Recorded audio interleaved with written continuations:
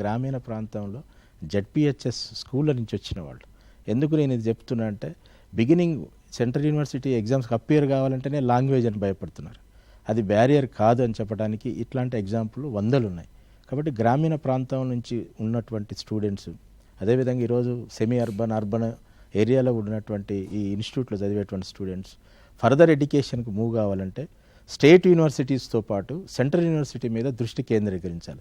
ఇవాళ world class universities అయినటువంటి Hyderabad central university కావచ్చు, కర్ణాటక యూనివర్సిటీ కావచ్చు, ఇంగ్లీష్ లాంగ్వేజ్ ఫారిన్ యూనివర్సిటీ ఇఫ్లు కావచ్చు, అదేవిధంగా మౌలానా ఆజాద్ నేషనల్ ఉర్దూ యూనివర్సిటీ కావచ్చు, తెలుగు స్టేట్లో ఉన్నటువంటి యూనివర్సిటీస్ రీసెంట్గా లేటెస్ట్గా వచ్చింది మనకు వరంగల్లోనే దగ్గరలో ఉన్నటువంటి సమ్మక్క సారలమ్మ సెంట్రల్ యూనివర్సిటీ కావచ్చు. ఈ యూనివర్సిటీస్ అంతా కూడా తెలుగు విద్యార్థులకు చాలా అందుబాటులో ఉన్నాయి, మనకు యాక్సెసిబిలిటీ ఉన్నది. అందులో టీచర్స్ కూడా చాలాసార్లు తెలుగు మీడియం స్టూడెంట్స్కి భరోసా ఇచ్చేందుకు, కాన్ఫిడెన్స్ ఇచ్చేందుకు ప్రయత్నం చేస్తున్నారు. ఆ భయాన్ని, ఆ ఫోబియాని కూడా పోయేటువంటి పరిస్థితి ఉన్నది. అన్ని సెంట్రల్ యూనివర్సిటీలో సెల్ట్ అని పెడుతున్నారు.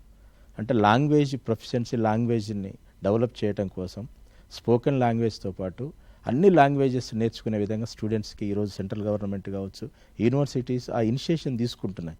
దాన్ని కూడా నేర్చుకొని ఒక వితిన్ 1-2 monthsలో ఇవన్నీ కూడా అధిగమించవచ్చు.